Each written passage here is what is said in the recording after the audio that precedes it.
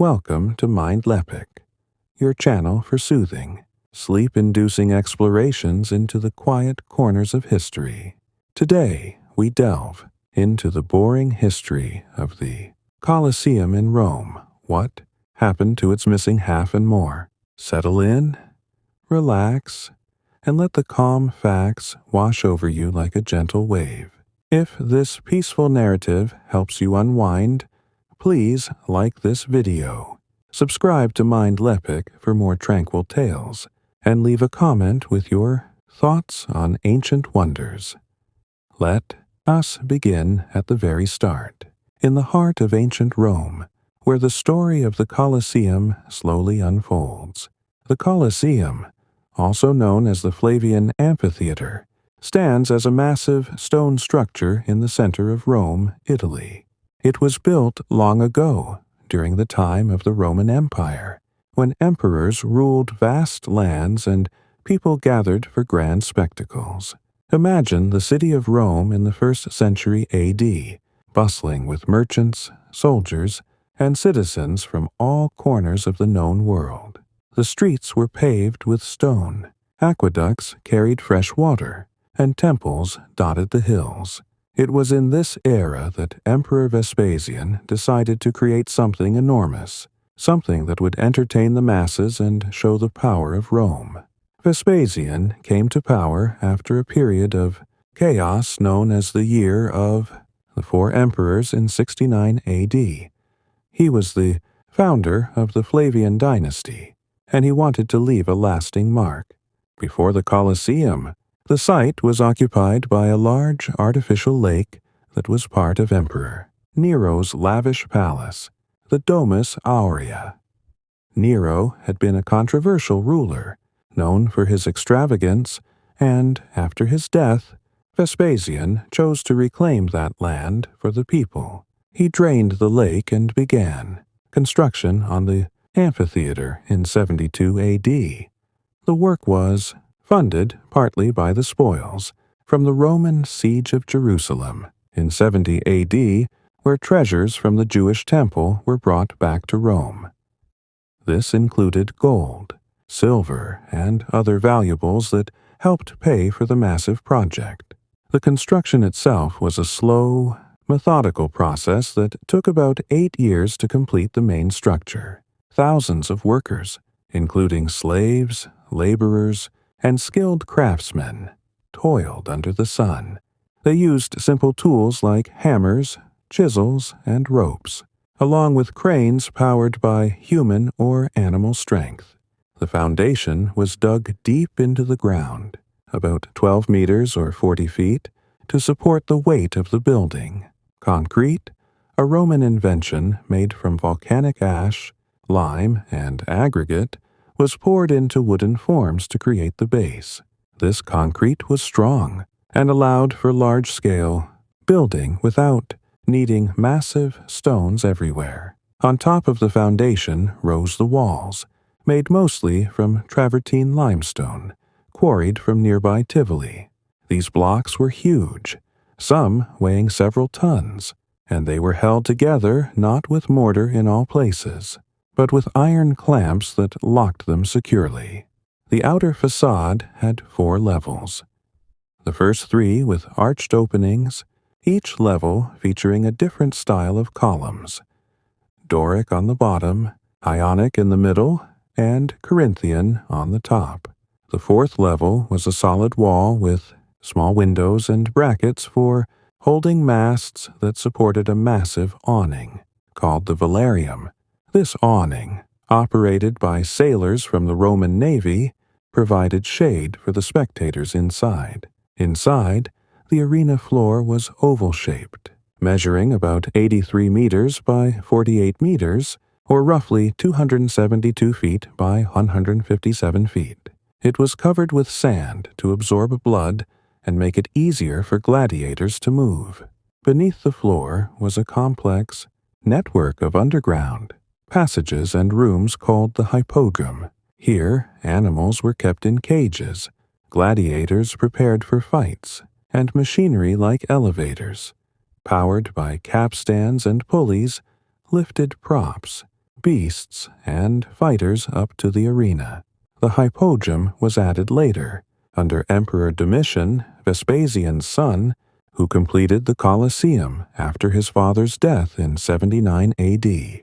Vespasian's other son, Titus, officially opened the Colosseum in 80 AD with 100 days of games. These included gladiatorial combats, animal hunts, and even mock sea battles called naumachii, where the arena was flooded with water. Up to 50,000 to 80,000 people could sit in the tiered seating, divided by social class. Senators at the bottom, then knights, citizens, and finally women and slaves at the top. Entrances were numbered and tickets were free, distributed to keep the public happy and loyal to the emperor. As we drift deeper into this tale, consider the sheer scale of the Colosseum. It stood about 48 meters high, or 157 feet, taller than a modern 15-story building.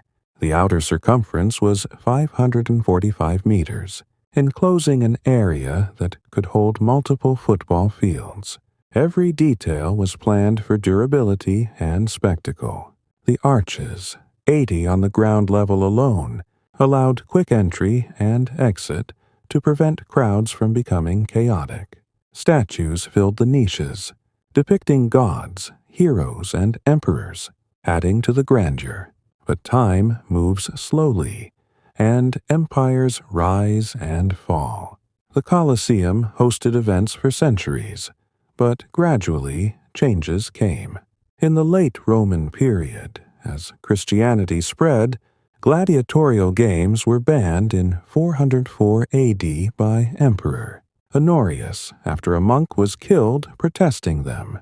Animal hunts continued until around 523 AD. Then, the Western Roman Empire fell in 476 AD, and the Colosseum began its long decline. No longer maintained by imperial funds, it suffered from neglect. Earthquakes shook its foundations, major ones in 442 AD, 484 AD, and 508 AD caused cracks and collapses in parts of the structure.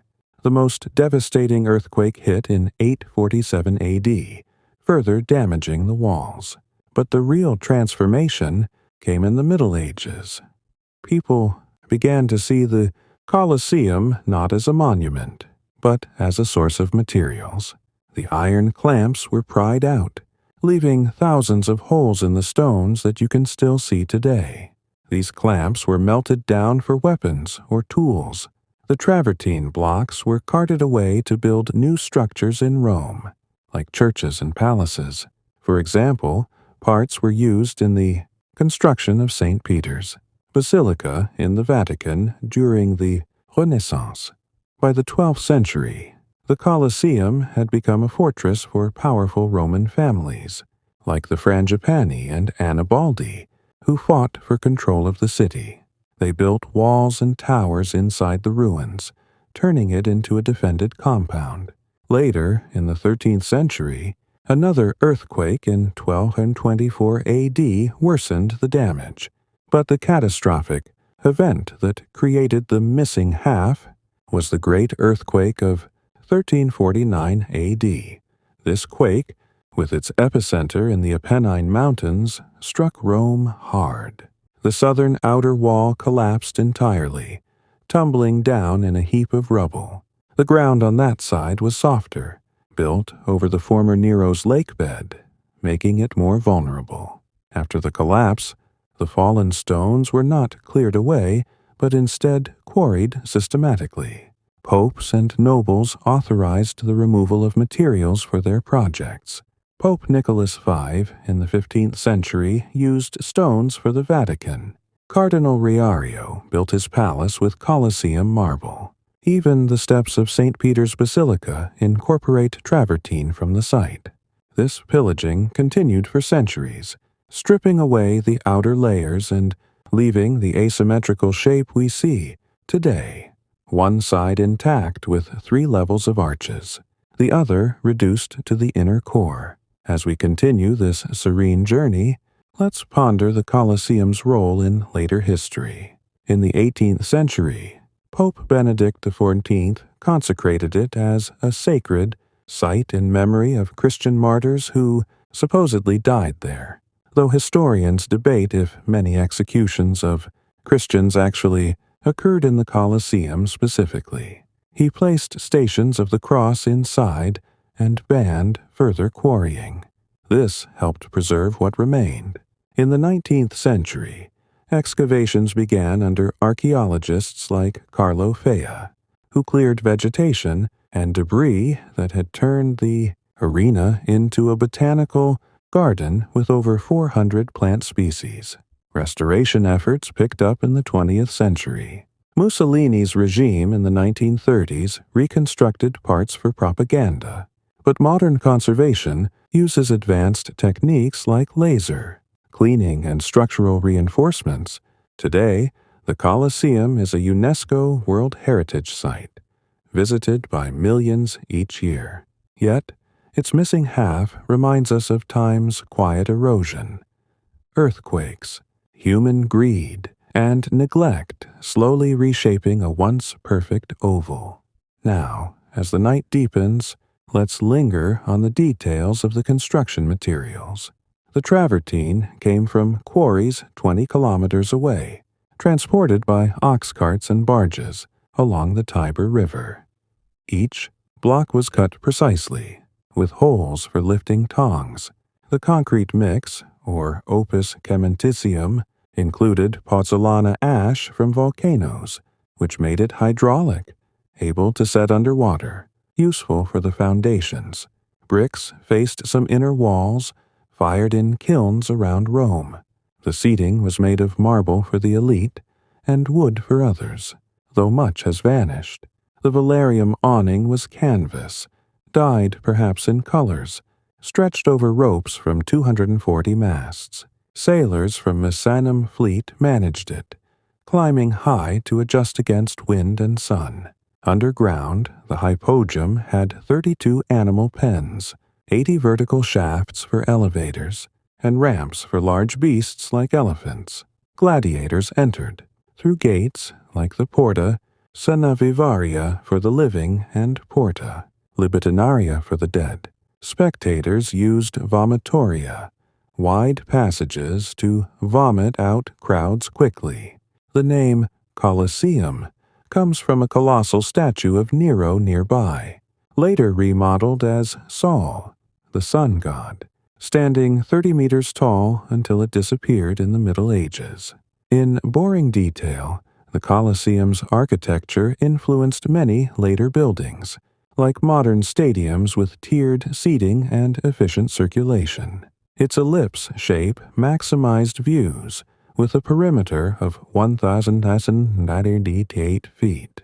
The arena sand, or arena, was raked between events to hide blood, sometimes dyed red or scented. As we approach the end of this part, remember the slow passage of centuries. From Vespasian's vision to the 1349 quake, the Colosseum endured, half lost but never forgotten. In the next part, we'll explore more about the games and daily life around this ancient arena. We drift deeper into the quiet history of the Colosseum. Let us imagine the air filled with the distant roar of crowds, the clash of metal, and the scent of sand warmed by the Roman sun. The Colosseum was not just a building, but a stage for spectacles that captivated the people of Rome for centuries. These events, known as ludi or munera, were carefully organized to entertain, distract, and demonstrate the power of the emperors. Let's explore the slow, methodical details of the games, the gladiators, the animals, and the daily rhythm of life around this ancient arena as we continue our soothing journey through history. The Colosseum's primary purpose was to host gladiatorial contests, which began as funeral rites in early Roman times but evolved into public entertainment. By the 1st century AD, These fights were not random brawls, but structured performances, planned with precision to thrill the audience. Gladiators were often slaves, prisoners of war, or condemned criminals, though some were volunteers seeking fame or freedom. They trained in schools called ludi, such as the Ludus Magnus, located just east of the Colosseum and connected to it by an underground passage. Here, under the watchful eyes of trainers called lanistae, they practiced with wooden weapons, learning to fight with discipline and skill. Each gladiator type had specific weapons and armor, creating a variety of matchups for spectacle. The murmillo wore a heavy helmet with a fish-shaped crest, carried a rectangular shield, and wielded a short sword called a gladius. The retiarius, in contrast, was lightly armed with a net, a trident, and a dagger, relying on speed to entangle opponents. The thriax used a curved sword and a small, square shield, while the secutor, designed to fight the retiarius, had a smooth helmet to avoid being caught by the net. These roles were like characters in a play, each with distinct costumes and strategies, ensuring every fight had its own drama. Fights were not always to the death, despite popular belief. Gladiators were valuable, and their owners invested heavily in their training. A defeated gladiator could surrender by raising a finger, signaling missio or release. The crowd or the emperor decided their fate. Thumbs up might mean mercy, thumbs down death, though the exact gestures are debated by historians. Successful gladiators could win fame, wealth, or even freedom, earning a wooden sword called a rudis as a symbol of retirement. Some became trainers or bodyguards, but many died young, their lives tied to the arena's sand. The Colosseum also hosted venaciones, or animal hunts, which were as popular as gladiatorial combats. Exotic animals from across the empire, lions, tigers, elephants, rhinos, bears, and even crocodiles, were shipped to Rome in wooden cages, often at great cost. These creatures were starved to increase their ferocity before being released into the arena through trap doors in the hypogum. Professional hunters, called venatores, or condemned prisoners, fought these beasts, sometimes in staged scenes with artificial trees and props to mimic wild landscapes. The scale was staggering. During the Colosseum's opening games under Titus in 80 AD, records suggest 9,000 animals were killed over 100 days. Mock naval battles, or naumachii, were another spectacle, though less frequent. The arena was flooded by channeling water from nearby aqueducts, creating a shallow pool for small boats to reenact famous battles. These events required precise engineering, as the hypogum had to be sealed to hold water. Spectators marveled as ships clashed, with fighters playing the roles of Romans or their enemies. After the show, the water was drained through channels beneath the arena, a slow process that could take hours. The games were free to attend, funded by emperors or wealthy patrons to gain public favor. Citizens received tokens, often made of bone or clay, marked with seat numbers. The Colosseum's 80 entrances, called vomitoria, allowed thousands to enter and exit efficiently, preventing dangerous overcrowding. Inside, spectators sat according to social rank, senators and nobles in the front rows on marble seats, middle-class citizens above them, and women, slaves, and the poor in the top tiers on wooden benches. Vendors sold snacks like bread, olives, or dried fruit, and water was available from fountains, ensuring the crowd stayed comfortable during long events. Events followed a predictable schedule to maximize entertainment. Mornings began with animal hunts or executions, where criminals or prisoners were sentenced to death by beasts. A punishment called damnatio ad bestias. Midday featured lighter entertainment, like acrobats or comedic acts, while the afternoon was reserved for gladiatorial combats, the highlight of the day. Music from horns, flutes, and hydraulic organs accompanied the action, adding to the atmosphere. The crowd's reactions, cheers, boos, or chants, shaped the mood, with emperors often present to gauge public sentiment.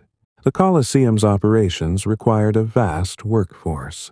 Beyond gladiators and hunters, there were stagehands, animal keepers, and engineers managing the hypogeum's elevators and pulleys. Sailors from the Roman Navy operated the velarium, the massive awning that shaded the audience.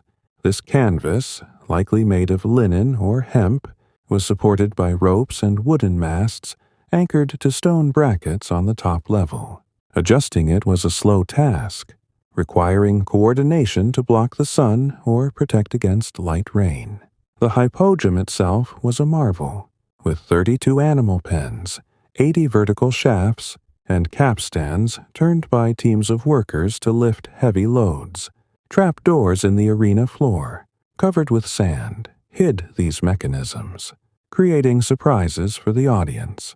The games were not just entertainment, but a display of Roman order and power. Exotic animals symbolized the empire's reach, from African lions to Indian elephants. Gladiators, often from conquered lands, showed Rome's dominance over its enemies. Even the architecture reinforced this. The Colosseum's arches and statues glorified the emperor, while the orderly seating reflected Rome's rigid social hierarchy. Yet, for the average spectator, it was a day of excitement, a break from the routine of work in shops, farms, or markets. As centuries passed, the games changed. By the late 4th century AD, Christianity's rise led to shifts in public taste. Gladiatorial fights were seen as pagan and cruel, and Emperor Honorius banned them in 404 AD, after a monk named Telemachus was stoned by the crowd for protesting. Animal hunts continued for another century, but they too faded by 523 AD. The Colosseum, once alive with spectacle, grew quiet. The last recorded games were under King Theodoric, a Germanic ruler who controlled Rome after the Western Empire's fall in 476 AD. With the games gone, the Colosseum's purpose faded. Its maintenance was costly, and without imperial funding, it began to decay. Earthquakes in 442, 484, and 508 AD cracked the walls, but the 1349 AD quake was catastrophic, collapsing the southern outer wall. The fallen stones were quarried for new buildings, as we discussed before, leaving the Colosseum's iconic half-missing silhouette. By the Middle Ages, it was repurposed as a fortress, a quarry, and even a cemetery, with small chapels built inside for Christian worship. Yet the memory of the games lingered. Medieval travelers wrote of the Colosseum's grandeur, even in ruin. In the Renaissance, artists sketched its arches, and poets mused on its faded glory. The slow decay mirrored Rome's own decline, from the capital of an empire to a city of popes and pilgrims.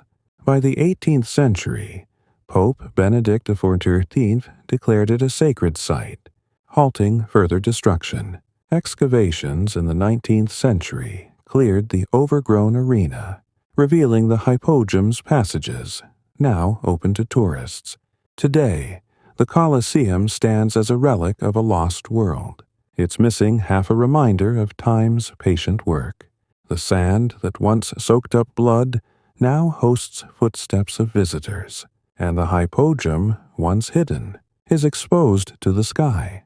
The games, with their noise and violence, are long gone, but their story clings to the stones. As we move to the next part, we'll explore the lives of the people who filled the Colosseum, not just gladiators, but the spectators, workers, and emperors who shaped its history. For now, let the calm weight of these facts settle over you, like dust on ancient stone. Let us settle once more into the quiet rhythm of history, as we wander through the Colosseum's story, now turning to the people who brought it to life. Beyond the stone and spectacle, the Colosseum was a stage for human lives.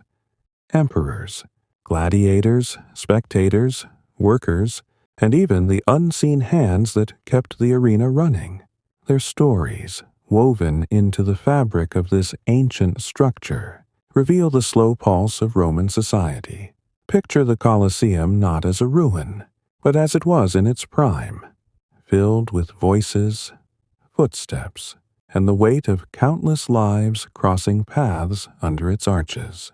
Let's explore these lives in soothing detail as we continue our journey through the boring history of this iconic monument. The emperors were the architects of the Colosseum's purpose. Vespasian, who began its construction in 72 AD, saw it as a gift to the Roman people, a way to unify them after the chaos of civil war. His son Titus opened it with lavish games in 80 AD, cementing the Flavian dynasty's legacy. Emperors like Domitian, Trajan, and Commodus later used the Colosseum to stage their own spectacles, each trying to outdo the last. Commodus, for instance, famously fought as a gladiator himself, though his performances were more theatrical than dangerous, carefully staged to ensure his safety. These rulers sat in a special box, the pulvinar, on the northern side, elevated above the crowd, their presence a reminder of their power. Every cheer or jeer from the audience was a pulse of public opinion, which emperors watched closely. The gladiators, however, were the heart of the arena. Most were not free men, but slaves or prisoners, often captured from distant lands like Gaul, Thrace, or Africa. A few were volunteers, drawn by the chance of glory or escape from poverty. Training in the Ludus Magnus or other schools, they lived a disciplined life, eating a high-calorie diet of barley, beans, and dried fruit to build strength. Hence their nickname, Barley Men. Their days were spent drilling with weapons, practicing moves under the watchful eyes of Lanistae, who could be harsh but invested in their success. A skilled gladiator was a valuable asset, sometimes earning enough to buy freedom or live comfortably. Yet their lives were precarious. Even a victorious fighter could die from infection or a minor wound. The gladiators' world was one of camaraderie and rivalry. They formed bonds in the ludus, sharing meals and training, but faced each other as opponents in the arena. Some became celebrities, their names scratched into walls by fans or recorded in mosaics. For example, the gladiator Celadus was called the Sigh of the Girls in graffiti at Pompeii, hinting at his popularity. Women, too, occasionally fought, though female gladiators were rare and often seen as a novelty, banned by Emperor Septimius Severus around 200 AD. The crowd's favor could elevate a gladiator's status, but their fate often rested on the emperor's whim or the crowd's mood, signaled by shouts of "Mita," "Let him go," or "Jugula," "Kill him." Spectators were the Colosseum's lifeblood, filling its 50,000 to 80,000 seats with a cross-section of Roman society. Senators in togas sat closest to the arena on marble benches, their proximity a mark of status. Above them were the equestrians, or knights, followed by ordinary citizens in tunics. At the top, in the steepest wooden seats, sat women, slaves, and the poorest Romans, often exposed to the sun unless the velarium awning was extended. Entry was free, but tickets, small tokens with seat numbers, ensured order. The audience was diverse.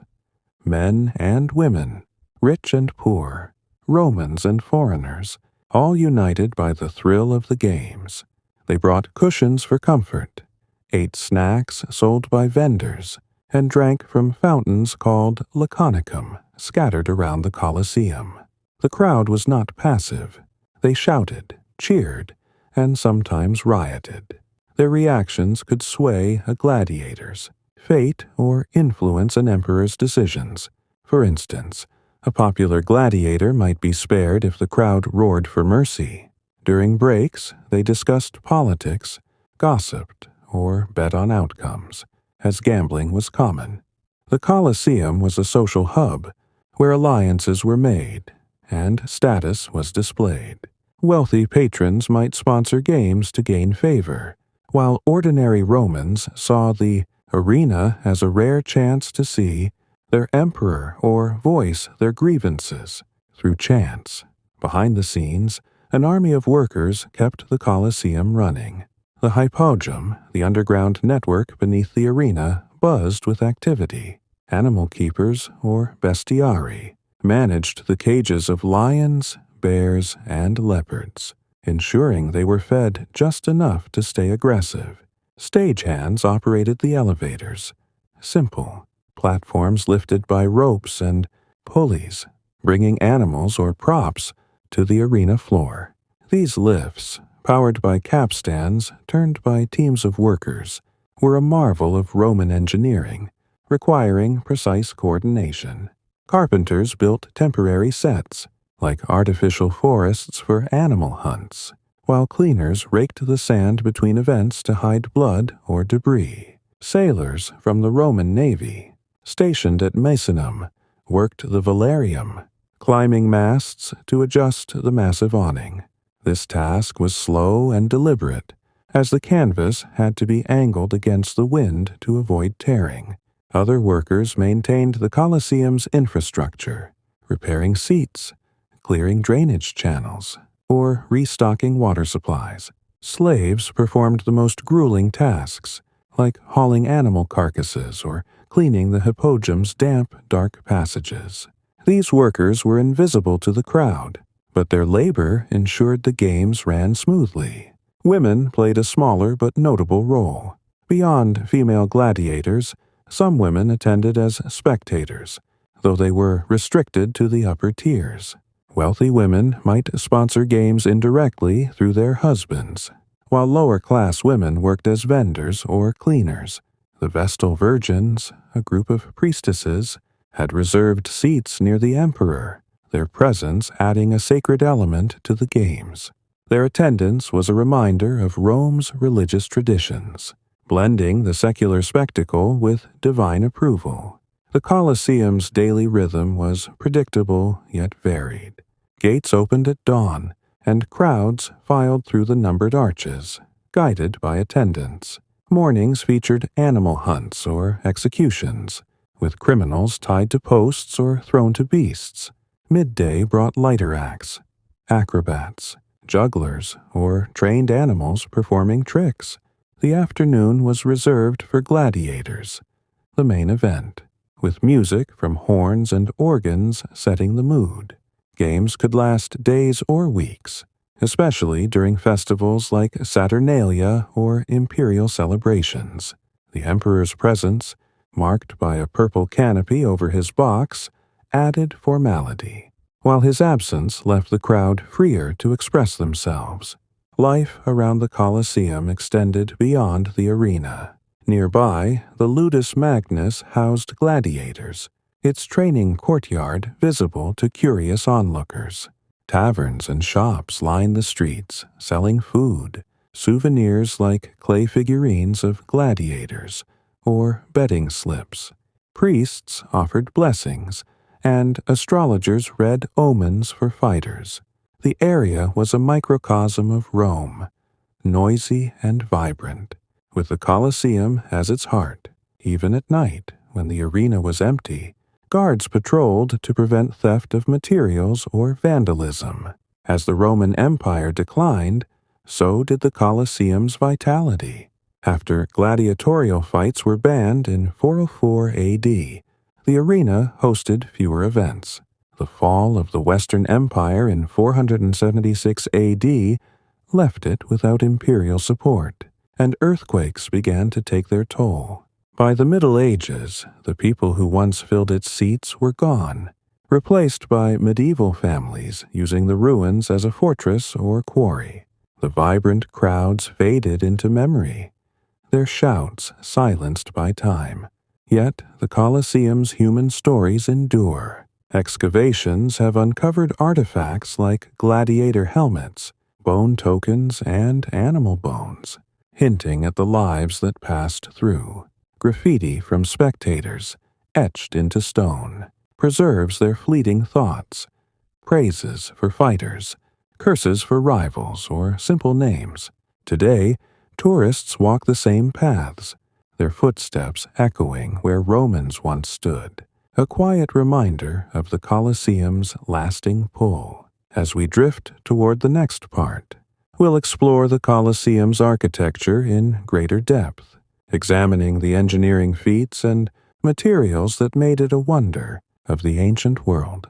For now, let the lives of these people, emperors, gladiators, and spectators, settle into your mind like shadows lingering in the Colosseum's arches as we continue our tranquil journey through the Colosseum's history. Let us now turn to the silent stones and the ingenuity that shaped them.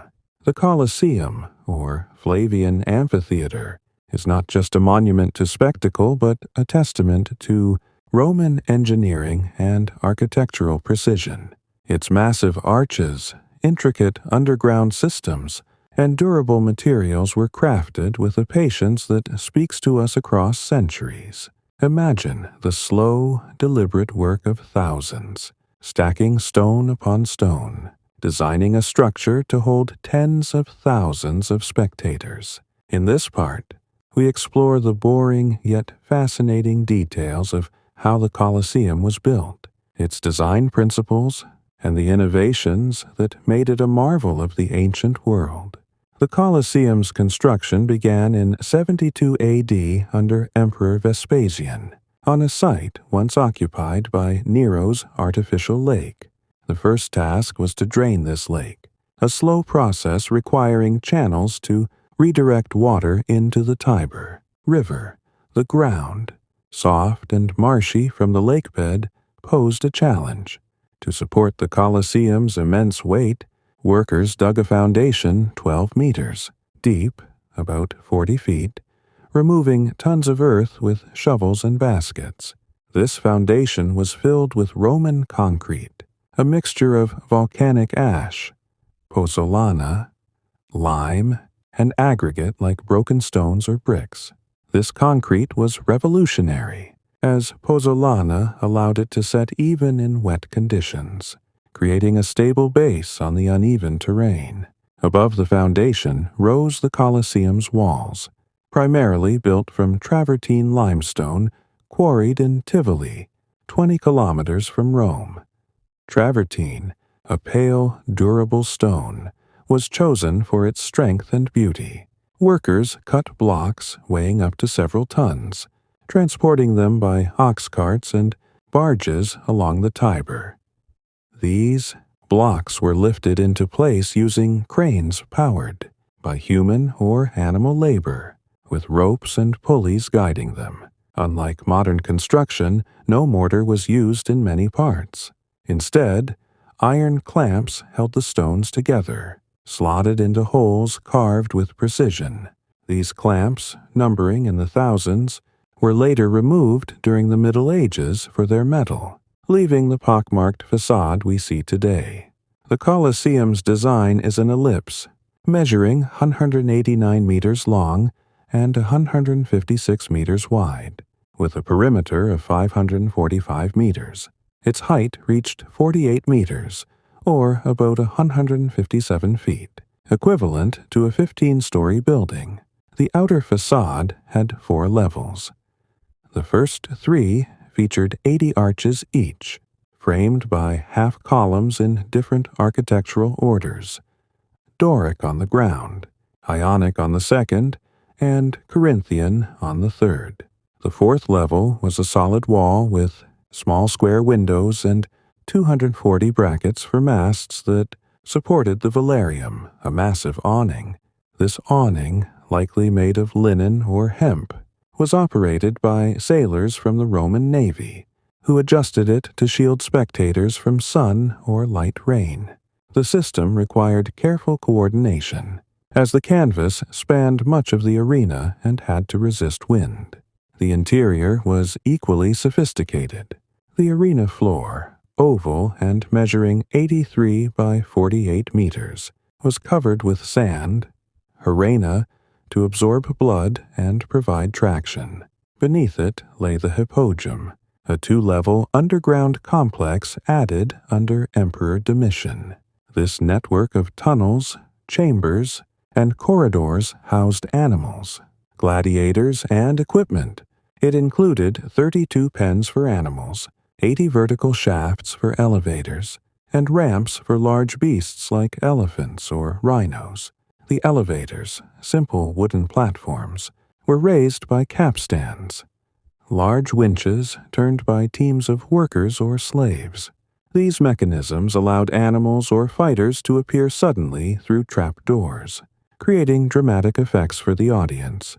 The seating, or cavea, was tiered to accommodate 50,000 to 80,000 people, divided by social class.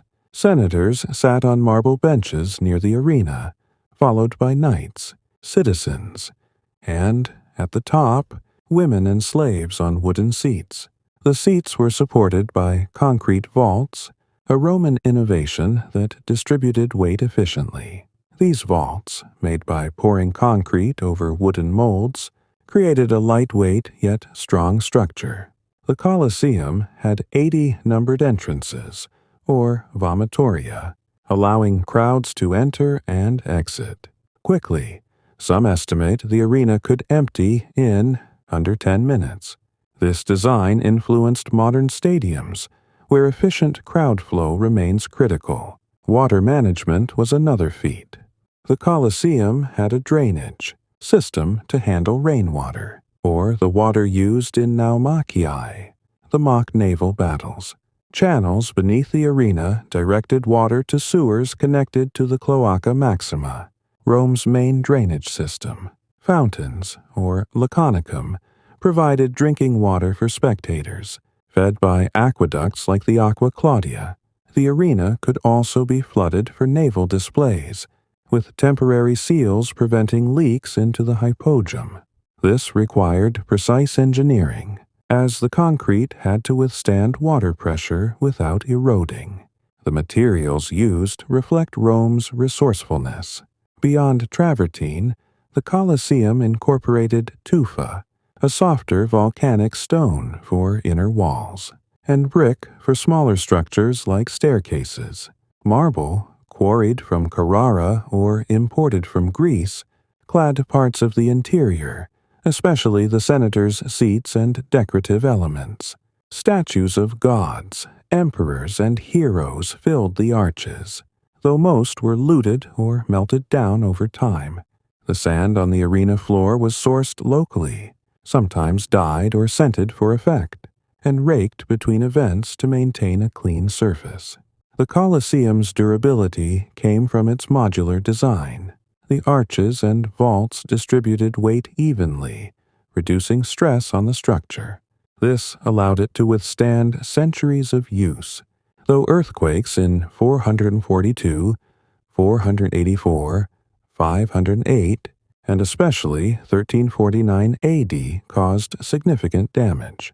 The 1349 quake collapsed the southern outer wall, built on softer ground, creating the missing half that defines the Colosseum's silhouette today.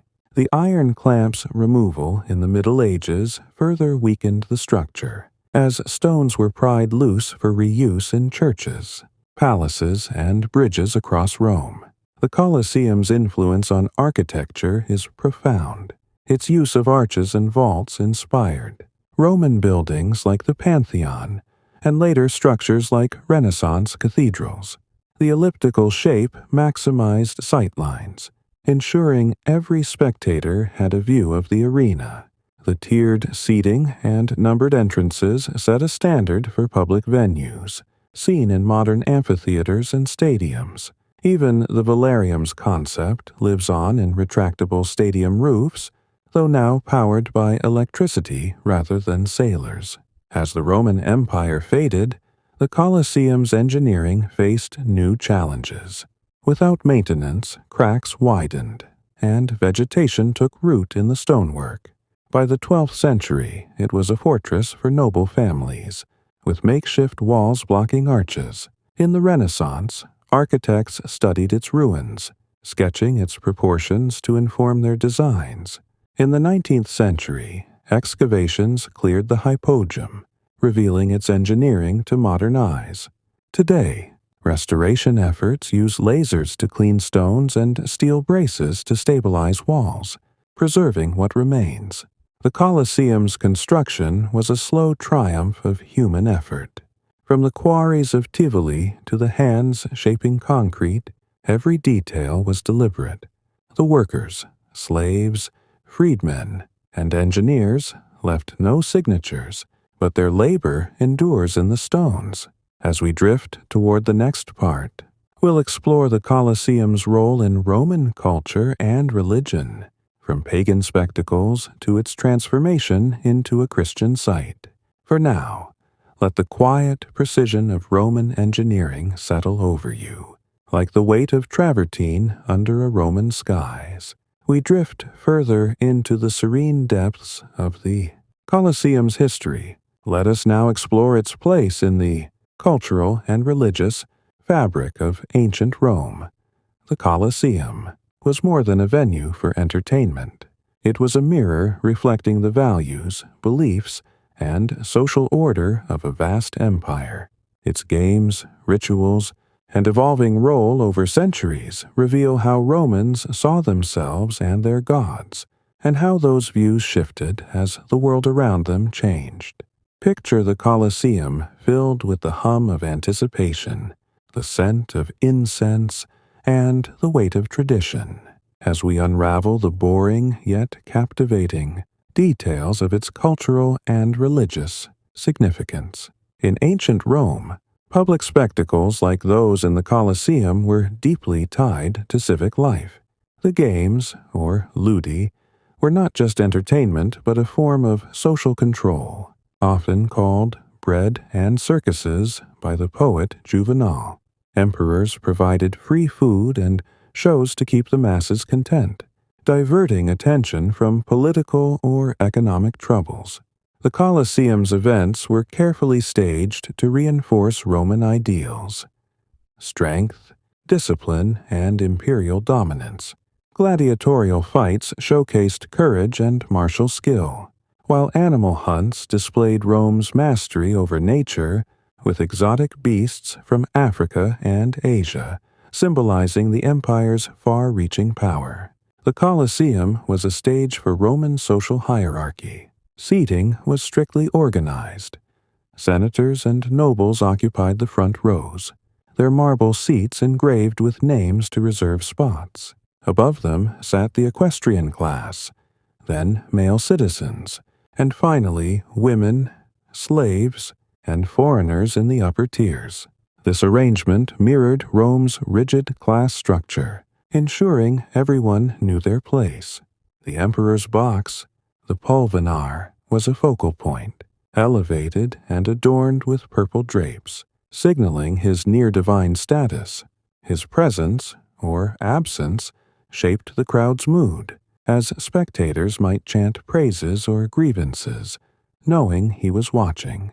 Religion permeated the Colosseum's events. Before games began, priests performed rituals to honor the gods, offering sacrifices or burning incense at altars near the arena.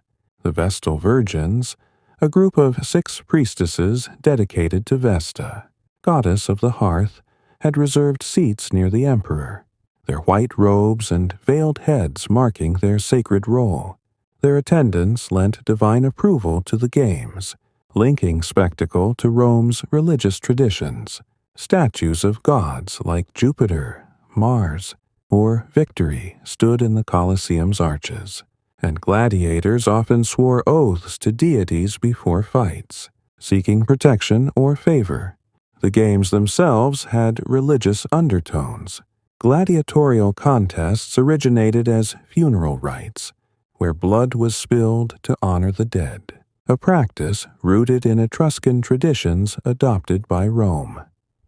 By the time of the Colosseum, this link had faded, but fights were still seen as offerings to the gods, especially during festivals like Saturnalia or the Ludi Romani, dedicated to Jupiter. Animal hunts, or venazione, also had symbolic weight, portraying Rome's triumph over chaos, embodied by wild beasts. Mock naval battles, naumachii, reenacted victories blessed by Neptune, god of the sea, reinforcing the idea that Rome's conquests were divinely ordained. The Colosseum also served as a stage for public executions, which had a grim religious context. Criminals, traitors, or prisoners of war were sentenced to death by beasts, damnatio ad bestias, or other methods, often during the morning sessions. These executions were framed as justice, purging society of threats and pleasing the gods through sacrifice. Some victims were dressed as mythological figures, like Orpheus torn apart by animals, blending punishment with theatricality.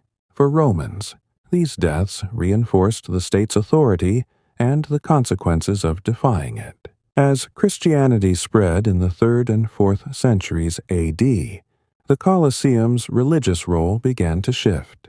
Early Christians were critical of the games, viewing gladiatorial combat as pagan and barbaric. Some sources claim Christians were martyred in the Colosseum, though evidence is sparse and debated. For example, St. Ignatius of Antioch was reportedly killed by lions in Rome around 107 AD, but the exact location is unclear. By the late 4th century, Christian emperors like Constantine and Theodosius pushed for reforms. In 404 AD, Emperor Honorius banned gladiatorial fights after a monk, Telemachus, was killed by the crowd for protesting.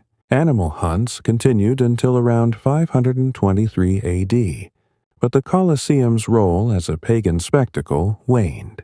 After the Western Roman Empire fell in 476 AD, the Colosseum's cultural and religious significance faded. Without imperial funding, the games ceased, and the arena fell into disrepair.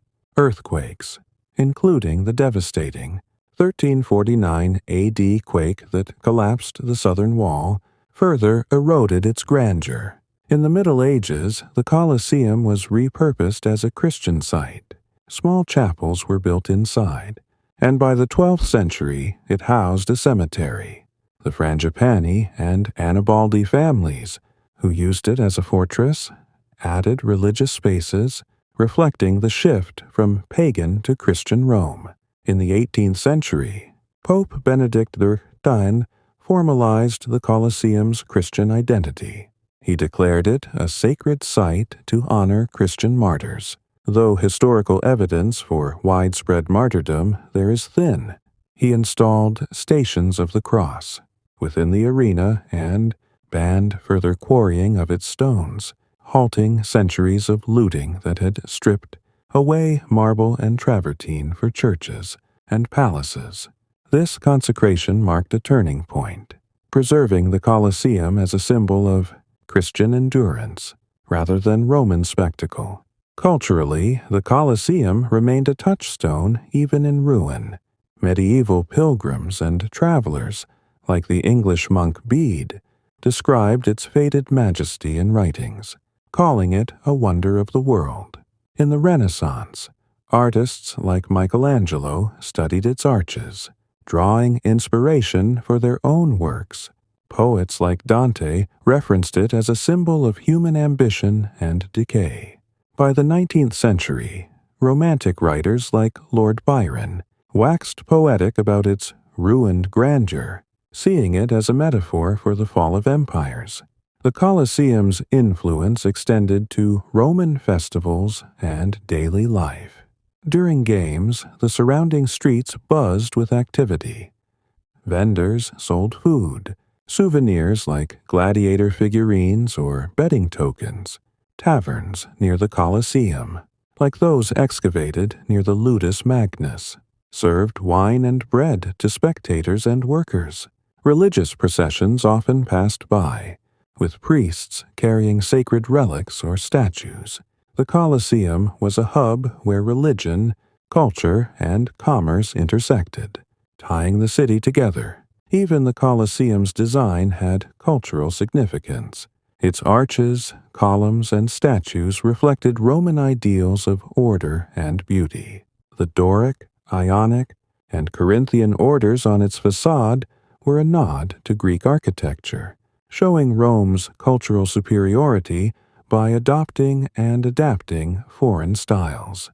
The statues in its arches, depicting gods, emperors, or mythological heroes, served as propaganda, reminding spectators of Rome's divine and imperial legacy. As time wore on, the Colosseum's religious and cultural roles evolved. By the 19th century, archaeologists like Carlo Fea cleared the arena of vegetation, uncovering the hypogeum and revealing its engineering to modern eyes.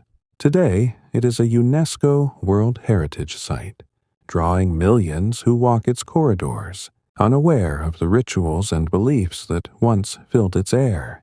The Colosseum's stones, though silent, carry the echoes of pagan sacrifices, Christian prayers, and the cheers of long-gone crowds.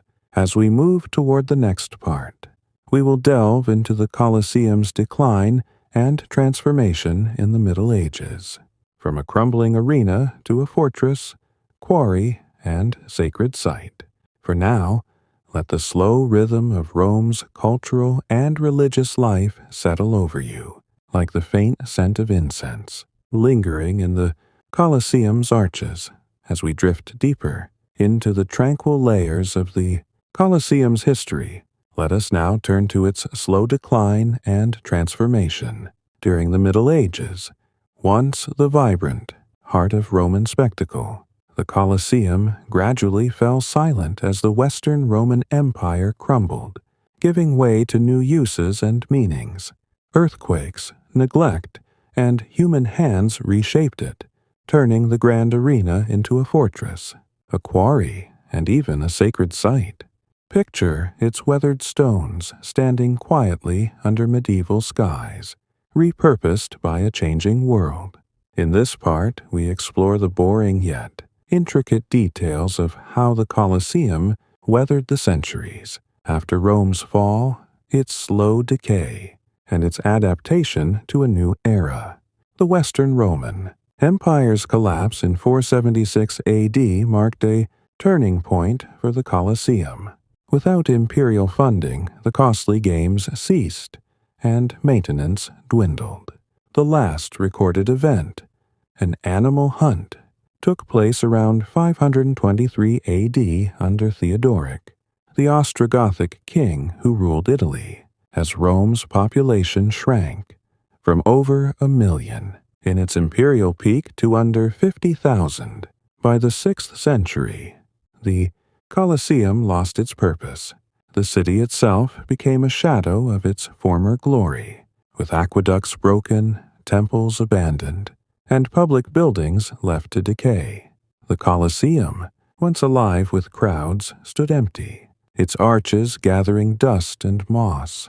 Nature began to reclaim the structure. Earthquakes, a persistent threat, struck in 442, 484, and 508 AD, cracking walls and loosening stones.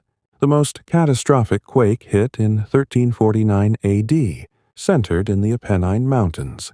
This event caused the southern outer wall to collapse entirely, creating the missing half that defines the Colosseum's modern silhouette. The southern side, built on softer ground from Nero's former lake bed, was less stable than the northern side, which rested on firmer clay. The fallen travertine blocks, some weighing tons, were left in heaps, later quarried for other projects. Human activity accelerated the Colosseum's decline. In the Middle Ages, Rome was a fragmented city, controlled by rival noble families and the church. The Colosseum's stones, especially its travertine and marble, were seen as a convenient resource. Iron clamps, which held the blocks together, were pried out and melted for tools or weapons, leaving thousands of holes in the facade. These holes, visible today, mark where medieval scavengers weakened the structure. Travertine was carted away to build churches, palaces, and bridges. For example, in the 15th century, Pope Nicholas V used Colosseum stones for repairs at the Vatican, and Cardinal Riario incorporated its marble into his palace, now the Palazzo della Cancelleria. Even the steps of St. Peter's Basilica were built with Colosseum materials. By the 12th century, the Colosseum had been repurposed as a fortress by powerful Roman families, notably the Frangipani and Annibaldi. These clans, vying for control of Rome, saw the arena's sturdy walls as a defensive asset. They built towers and walls within the ruins, blocking arches and creating fortified compounds. The hypogeum, once bustling with gladiators and animals, was filled with debris or used as storage. The Colosseum's interior became a maze of makeshift structures, with families living inside, their homes carved out of the ancient seating areas. This transformation turned the once public arena into a private stronghold, a symbol of medieval Rome's fractured politics. The Colosseum also took on religious significance. As Christianity dominated, small chapels were built within its walls, and by the 12th century, parts were used as a cemetery. The Church began to view the Colosseum as a site of martyrdom. Though evidence that Christians were systematically executed, there is limited.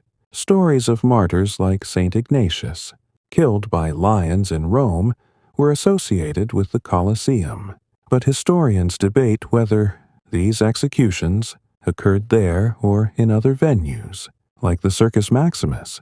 Regardless, the narrative of martyrdom gave the Colosseum a new purpose, aligning it with Rome's Christian identity. In the 14th century, the Colosseum briefly served as a quarry for a different kind of spectacle. In 1348, before the Great Earthquake, a religious group called the Company of St. Mary organized bullfights in the arena, a nod to its ancient past. These events were rare, and after the 1349 quake, the Colosseum's physical decline made such uses impractical. Vegetation took hold, with over 400 plant species recorded in the 19th century, turning the arena into a botanical garden. Trees rooted in the hypogeum, and vines clung to the arches, softening the stone with green. The Colosseum's medieval life was shaped by Rome's shifting fortunes.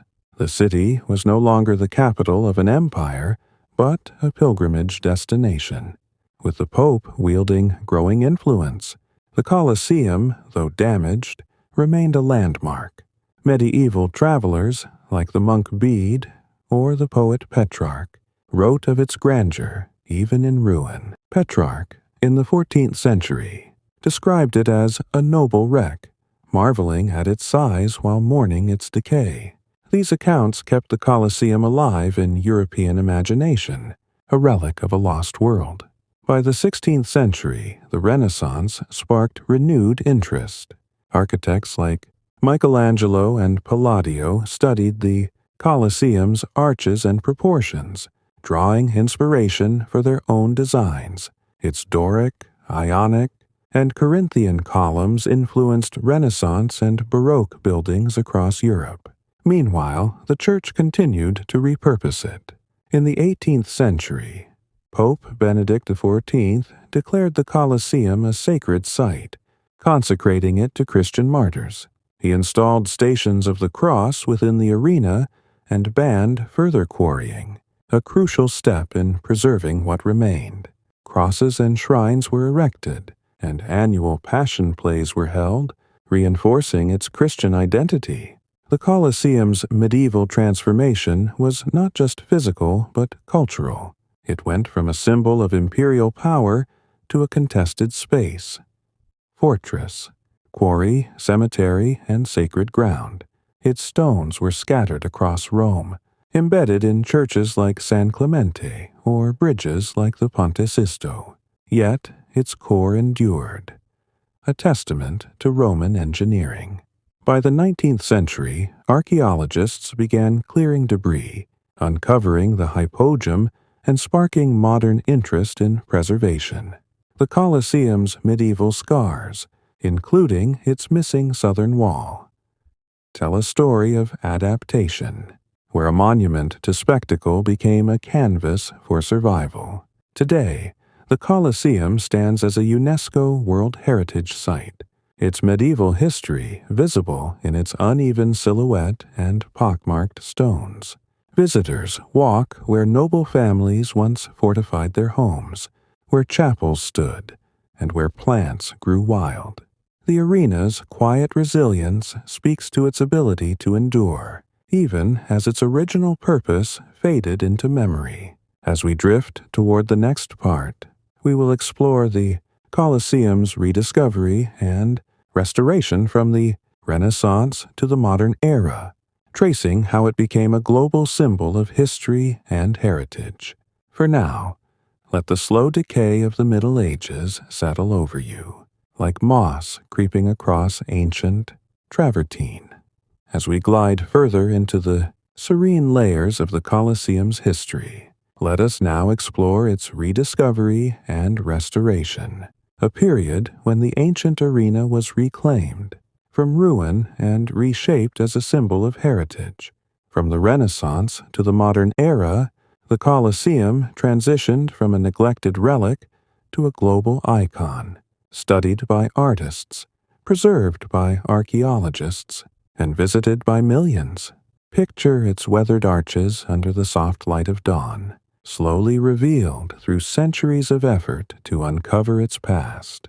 In this part, we delve into the boring yet intricate details of how the Colosseum was rediscovered, restored, and transformed into a monument of history. As we continue our soothing journey through time, the Renaissance, beginning in the 14th century, marked a turning point for the Colosseum.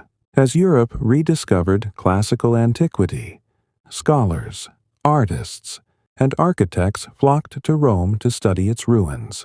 The Colosseum, though battered by earthquakes and quarrying, stood as a testament to Roman grandeur. Figures like Petrarch, the 14th century poet, marveled at its scale, calling it a shadow of Rome's greatness. By the 15th and 16th centuries, architects like Michelangelo and Andrea Palladio sketched its arches, columns, and proportions, inspired by its blend of Doric, Ionic, and Corinthian styles.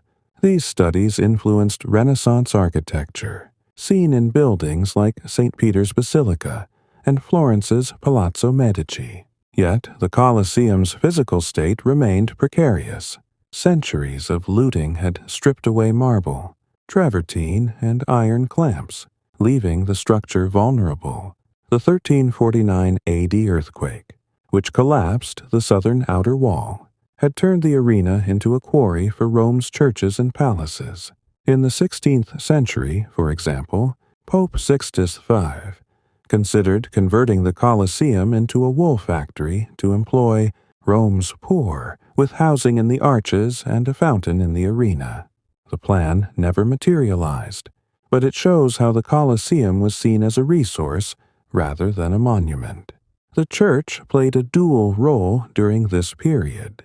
While earlier popes had authorized quarrying, others sought to protect the Colosseum for its religious significance. In 1749, Pope Benedict XIV declared it a sacred site, consecrating it to the memory of Christian martyrs believed to have died there, though historical evidence for such martyrdoms is limited. He installed Stations of the Cross inside the arena and banned further removal of stones, a pivotal moment in preservation. Annual Passion, plays, and religious ceremonies were held, reinforcing the Colosseum's Christian identity. A large cross was erected in the arena, standing until modern times, symbolizing its shift from pagan spectacle to sacred ground. By the 18th century, the Colosseum became a magnet for travelers on the Grand Tour, a cultural journey undertaken by European elites. Artists like Giovanni Battista Piranesi captured its ruins in detailed engravings, emphasizing its romantic decay with overgrown vines and crumbling arches. Poets like Lord Byron, in his 1818 work Childe Harold's Pilgrimage, described it as a vast and wondrous monument, inspiring awe and melancholy. These works shaped the Colosseum's image as a symbol of time's passage, drawing visitors who sketched, wrote, or simply stood in its shadow. The 19th century brought scientific interest in the Colosseum's preservation. Rome, now part of a unifying Italy, saw efforts to protect its ancient heritage.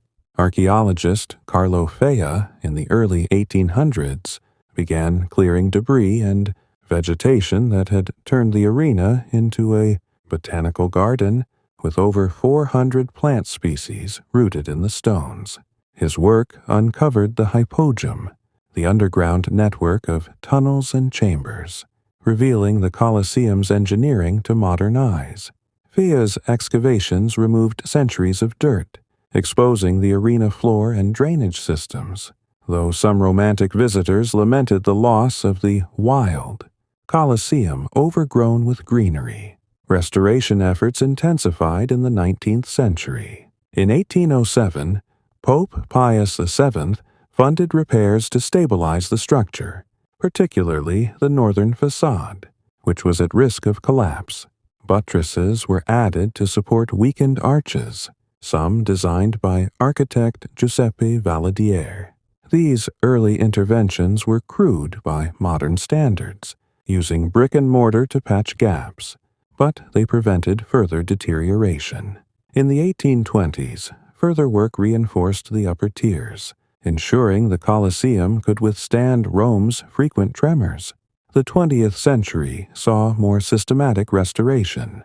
During Mussolini's regime in the 1930s, the Colosseum was used for propaganda, with excavations and repairs framed as a revival of Roman glory. Mussolini cleared the area around the Colosseum, demolishing medieval structures to create the Via dei Fori Imperiali, a grand boulevard linking it to other ancient sites.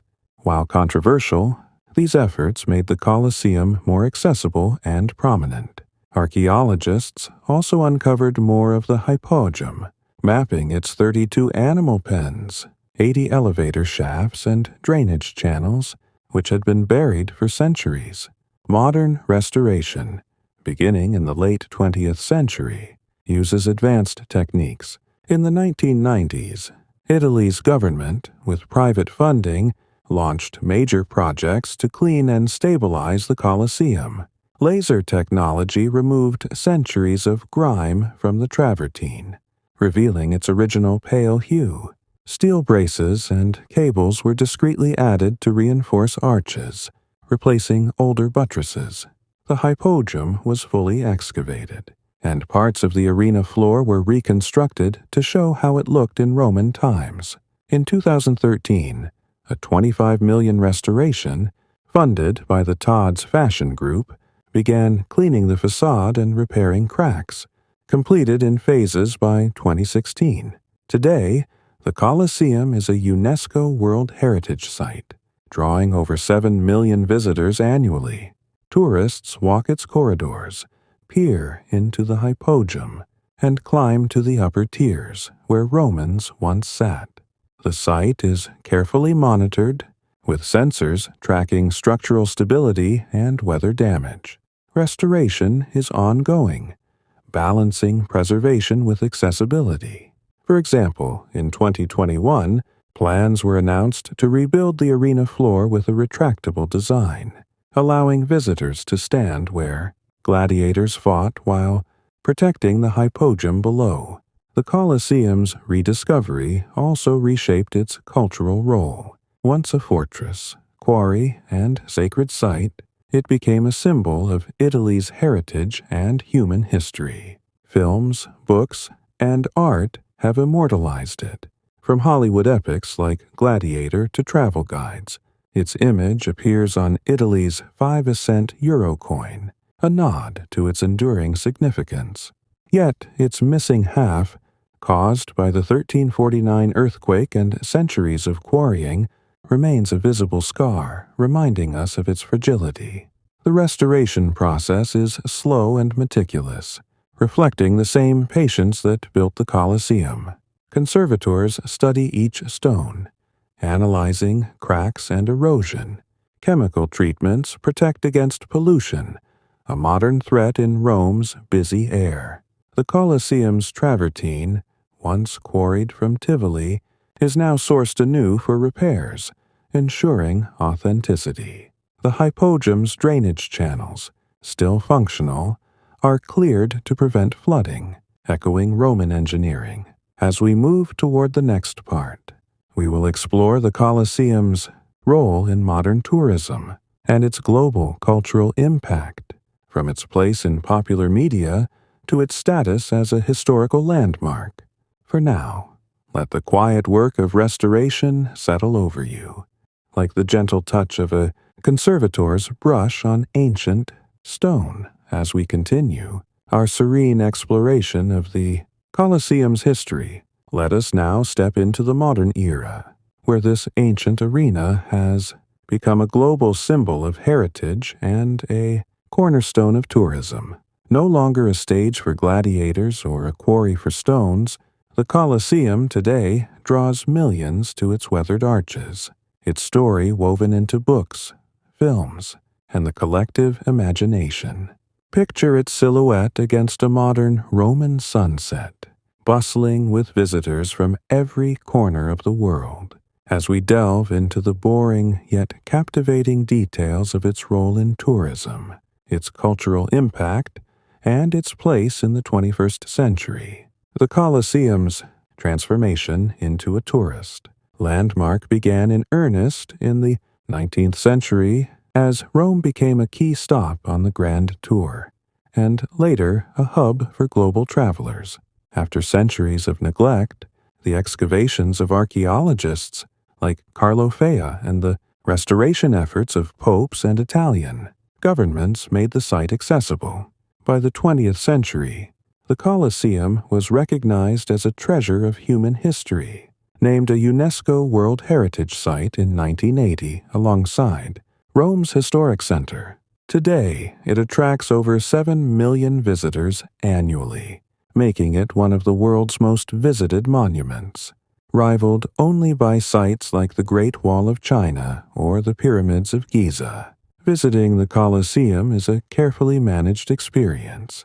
Tourists enter through the same numbered arches once used by Romans, now equipped with ticket scanners and security checks. Tickets, often booked online, grant access to different levels: the arena floor, the hypogym, and the upper tiers. Guided tours offer details on gladiators, engineering, or the Colosseum's Christian history, while audio guides in multiple languages cater to international crowds. Special moonlight tours allow nighttime visits, casting the ruins in a quiet, ethereal glow. The hypogym, with its maze of tunnels and elevator shafts, is a highlight, revealing the hidden machinery of Roman spectacles. The Colosseum's infrastructure supports this influx. Walkways and barriers protect fragile areas, while signs explain its history in English, Italian, and other languages. The arena floor, partially reconstructed, lets visitors stand where gladiators fought, though a 2021 plan to install a retractable floor aims to enhance this experience while preserving the hypogum. Nearby, the Roman Forum and Palatine Hill are often included in tickets, linking the Colosseum to Rome's broader archaeological landscape. Shops sell souvenirs, miniature Colosseum models, gladiator figurines, or postcards, while cafes offer respite from Rome's heat. Tourism brings challenges. The Colosseum's travertine is vulnerable to pollution from Rome's traffic and weather, requiring constant maintenance. Vibrations from nearby metro lines and crowds pose risks to the structure, monitored by sensors embedded in the stone. Restoration, like the 2013-2016 project funded by Todd's, uses lasers to clean grime and steel cables to stabilize arches. These efforts, costing millions, balance preservation with accessibility, ensuring the Colosseum endures for future generations. Plans for sustainable tourism, like limiting daily visitors, aim to reduce wear on the site. The Colosseum's cultural impact extends far beyond Rome. In popular media, it is a shorthand for ancient grandeur. Films like Gladiator, 2000, dramatized its arena, blending fact with fiction to depict epic battles, while documentaries on channels like the BBC or National Geographic explore its engineering. Books, from historical novels to academic studies, dissect its role in Roman society. Its image graces Italy's 5-cent euro coin, travel brochures, and even video games, embedding it in global culture. The Colosseum inspires modern architecture, with its arches and tiered seating echoed in stadiums like Lisbon's Estádio da Luz or Chicago's Soldier Field. Yet, the Colosseum's modern role is not without controversy. Some criticize its commercialization, with high-ticket prices or private events like fashion shows or concerts held within its walls. Others debate its Christian narrative, as the martyrdom stories tied to it lack clear evidence, possibly exaggerated by early popes to sanctify the site. Animal rights groups highlight the cruelty of ancient Venezione, where thousands of animals were killed, prompting discussions about how to present this history sensitively. The Colosseum's management addresses these concerns through educational displays and ethical tourism policies. The Colosseum also serves as a stage for modern events, carefully chosen to respect its heritage. In 2000, it hosted a Jubilee Year ceremony for the Catholic Church, with Pope John Paul II leading prayers at the arena's cross. Concerts, like those by Paul McCartney or Elton John, have used the surrounding area, not the interior, to avoid damage. The Colosseum has been illuminated in colors to mark global causes, such as pink for breast cancer awareness or blue for UN peacekeeping, blending its ancient legacy with contemporary issues. Economically, the Colosseum is a powerhouse. Tourism generates millions for Rome, funding preservation and local businesses. Guides, vendors, and hotels thrive on the influx, though over-tourism strains the city's infrastructure. The Italian government, aware of this, invests in projects to spread visitors to lesser-known sites, easing pressure on the Colosseum. Partnerships with private firms, like Todd's or Bulgari, fund restorations, though some criticize these as branding opportunities. The Colosseum's global appeal lies in its universality. It speaks to humanity's fascination with spectacle, engineering, and survival. Visitors from Japan, Brazil, or Germany walk its corridors, each seeing their own history reflected. Empires that rise and fall, cultures that adapt. Its missing half, a result of the 1349 earthquake and medieval quarrying, adds to its allure. a visible reminder of time's quiet work. The pockmarked stones, once holding iron clamps, tell a story of loss and resilience, drawing photographers and historians alike. The Colosseum's modern story is one of careful stewardship. Conservators analyze every crack, using drones and 3D scans to monitor stability. The travertine, sourced anew from Tivoli, repairs damage with authenticity. The hypogeum's drainage channels, still functional, are cleared to prevent flooding, a nod to Roman foresight. Educational programs, including virtual reality exhibits, bring its history to life, letting visitors see gladiators or the Valerium awning in action. As we drift toward the next part, we will explore the Colosseum's legacy in art, literature, and science, from Renaissance sketches to modern archaeological discoveries. For now, let the hum of modern tourism settle over you, like the soft footsteps of visitors echoing through the Colosseum's ancient arches as we continue our tranquil journey through the Colosseum's enduring history. Let us now turn to its legacy in art, literature, and science. This ancient arena, with its weathered stones and half-ruined silhouette, has inspired creators and scholars across centuries, shaping how we imagine the past and study its remnants. From Renaissance sketches to modern archaeological discoveries, the Colosseum has left an indelible mark on human culture, its arches framing not just Roman spectacles, but the dreams and inquiries of later generations.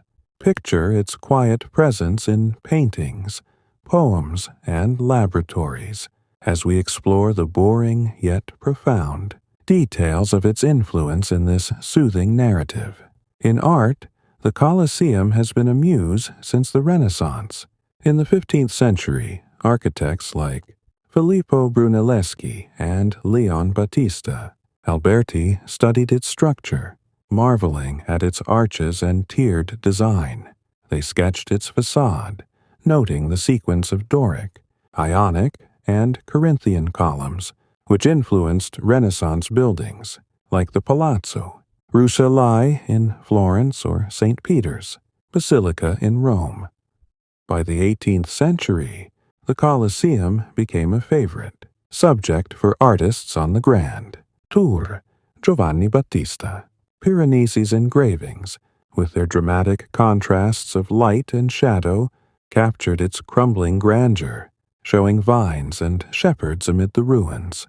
These images shaped the romantic view of the Colosseum as a symbol of decay and beauty, a relic of a lost empire. Painters followed suit. J. M. W. Turner's 19th-century watercolors bathed the Colosseum in soft, golden hues, emphasizing its timeless allure, while John Singer Sargent's oils depicted its arches with vivid realism. These works, displayed in museums like the Louvre or the Met, drew crowds who saw the Colosseum not just as a building, but as a meditation on time. Even today, artists photograph or paint its pockmarked travertine, often focusing on the missing half, caused by the 1349 earthquake, a visual reminder of its fragility. In literature, the Colosseum has been a powerful symbol. In the 14th century, Petrarch described it as a noble wreck, setting the tone for later writers. Lord Byron's 1818 poem, Childe Harold's Pilgrimage, immortalized it as a vast and wondrous monument, its ruins evoking the fall of empires and the passage of time. Charles Dickens, in his 1846 travelogue Pictures from Italy, called it a mighty theater of ruin, marveling at its scale while noting its decay. These works turned the Colosseum into a literary shorthand for human ambition and mortality, inspiring poets, novelists, and essayists across Europe and beyond. Modern literature continues this tradition. Historical novels like Dan Brown's Angels and Demons use the Colosseum as a backdrop for intrigue, while nonfiction works, such as Mary Beard's The Colosseum, dissect its history with scholarly precision. Travel writers describe its crowds and atmosphere, blending personal reflection with historical facts. The Colosseum's image graces book covers, from academic tomes to tourist guides, its arches instantly recognizable. In science, the Colosseum has been a laboratory for archaeology and engineering.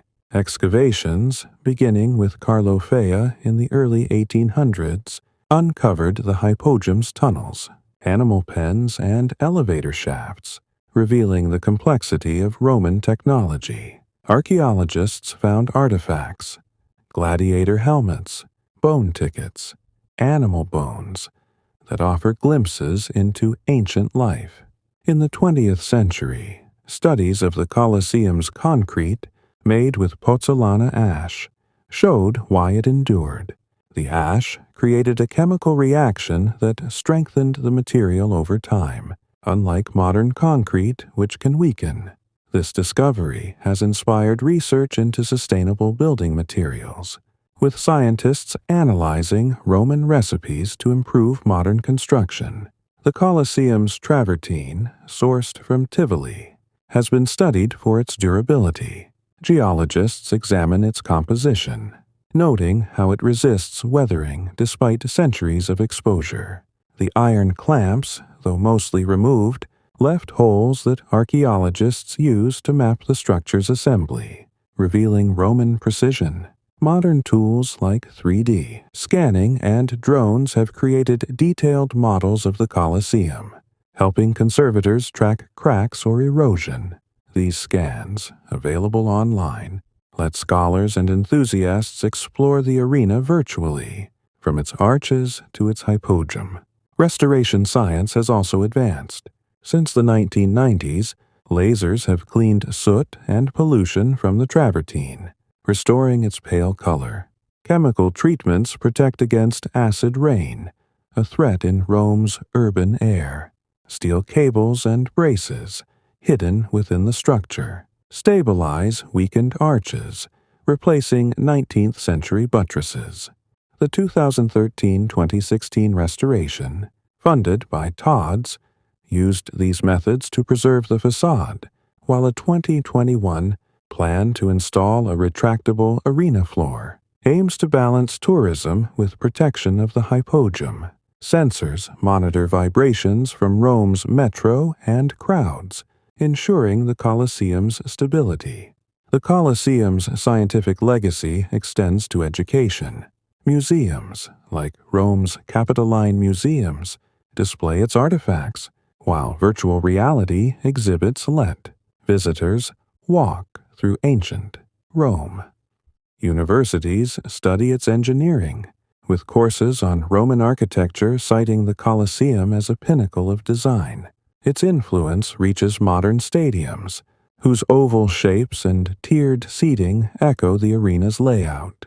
Engineers admire its vomitoria, passageways for crowd flow, which inspired exits in venues like Wembley Stadium.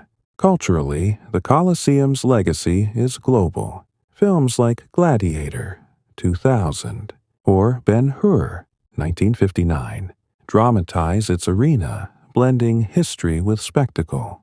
Video games such as Assassin's Creed, Brotherhood, let players explore a digital Colosseum, climbing its arches or fighting in its shadows. Its image appears on Italy's 5-cent euro coin, postcards, and souvenirs, from keychains to snow globes. The Colosseum has been illuminated for global causes.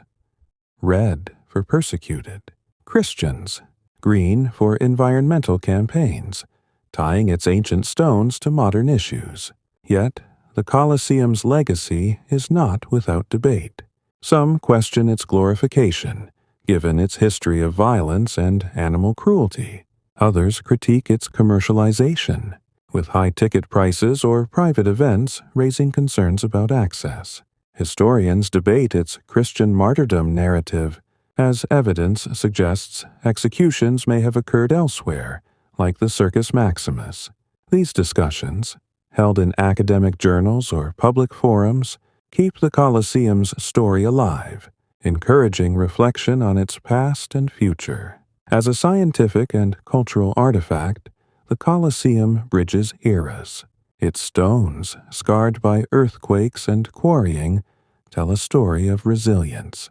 Its arches, studied by artists and engineers, inspire innovation. Its legacy, captured in poems, paintings, and data, connects ancient Rome to the present, a quiet reminder of humanity's enduring curiosity. As we drift toward the final part, we will reflect on the Colosseum's enduring lessons, what it teaches us about history, memory, and preservation. For now, let its legacy in art, literature, and science settle over you, like the soft light of a Renaissance sketch, illuminating its ancient stones. As we reach the final chapter of our tranquil journey through the Colosseum's history, let us pause to reflect on the enduring lessons this ancient arena imparts. The Colosseum, with its weathered stones and half-ruined form, stands as more than a monument. It is a quiet teacher, offering insights into history, memory, and the human drive to preserve the past. Its arches, scarred by time, speak of empires, resilience, and the delicate balance between destruction and care. Picture its silhouette under a starry Roman sky, whispering truths to those who listen, as we explore the boring yet profound lessons of the Colosseum in this soothing conclusion. The Colosseum's first lesson is the impermanence of power. Built by Emperor Vespasian to showcase Rome's might, it hosted spectacles that celebrated conquest and control. Gladiators fought, animals were slain, and emperors basked in the crowd's cheers, all within a structure designed to last forever. Yet, the Western Roman Empire fell in 476 AD, and the Colosseum's games faded. Earthquakes, like the catastrophic 1349 AD quake that collapsed its southern wall, and centuries of quarrying stripped away its grandeur. The missing half reminds us that even the mightiest creations succumb to time, a humbling truth for any society convinced of its own permanence. This lesson extends to human ambition. The Colosseum was a stage for Rome's pride, its arches adorned with statues of gods and emperors, its games a display of dominion over nature and enemies. Yet, as Rome declined, the arena became a fortress, a quarry, a cemetery, and a Christian shrine, repurposed by medieval families and popes. Its adaptability shows how human endeavors, however grand, are reshaped by new eras. Today, the Colosseum's role as a tourist, site, and cultural icon reflects our own priorities: preservation, education, and reflection, revealing how we project our values onto the past. Another lesson lies in resilience. Despite earthquakes, looting, and neglect, the Colosseum endures. Its travertine blocks, held by iron clamps long since removed, still stand, supported by Roman concrete that grows stronger with age. The engineering, vaults, arches, and drainage channels has withstood centuries, a testament to Roman ingenuity. Even the hypogeum, buried for ages, was uncovered intact, its tunnels revealing the mechanics of ancient spectacles. This resilience teaches us the value of building with care, whether in stone or in the systems that sustain societies. The Colosseum also teaches us about memory. Its stones carry the echoes of gladiators, spectators, and workers, their lives etched in graffiti, artifacts, and worn steps. Renaissance artists like Piranesi, poets like Byron, and modern archaeologists have kept these memories alive, each interpreting the Colosseum through their own lens. yet memory is selective. The Christian martyrdom narrative, popularized by popes like Benedict XIV, lacks firm evidence, showing how stories can shape a monument's identity. The Colosseum reminds us to question what we remember and why. Balancing fact with myth, preservation is another key lesson. From Pope Benedict XIV, 1749, ban on quarrying to modern laser cleanings and steel reinforcements. Efforts to save the Colosseum reflect humanity's desire to protect its heritage. The 19th century excavations by Carlo Fea, the 20th century buttresses, and the 2013-2016 Todd's restoration show a commitment to stewardship. Yet, preservation comes with challenges, balancing tourism's economic benefits against wear on the stones, or navigating debates over commercialization. The Colosseum teaches us that saving the past requires patience, resources, and ethical choices. The arena also speaks to the complexity of history. Its story is not just one of glory, but of violence. Gladiators killed, animals slaughtered, prisoners executed. Modern visitors grapple with this duality, admiring the engineering while confronting the cruelty of venationes or damnatio ad bestias. The Colosseum asks us to hold both beauty and brutality in view, acknowledging the past without glorifying its darker sides.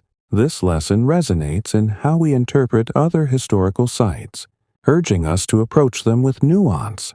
Culturally, the Colosseum teaches universality. Its arches appear in films, books, and games, from Gladiator to Assassin's Creed, connecting ancient Rome to global audiences. Its image on Italy's 5-cent euro coin or in UNESCO's World Heritage List underscores its shared significance. Visitors from every continent walk its corridors, seeing their own histories, empires, ruins, or resilience reflected in its stones. The Colosseum shows how a single monument can belong to all humanity, bridging time and place. Finally, the Colosseum teaches us about legacy. Its influence on architecture, from Renaissance palaces to modern stadiums, shows how ideas endure. Its concrete inspired sustainable building research, while its arches shaped venues like Lisbon's Estadio da Luz. Its story, told through art, literature, and science, reminds us that legacies are not static. They evolve with each generation's gaze.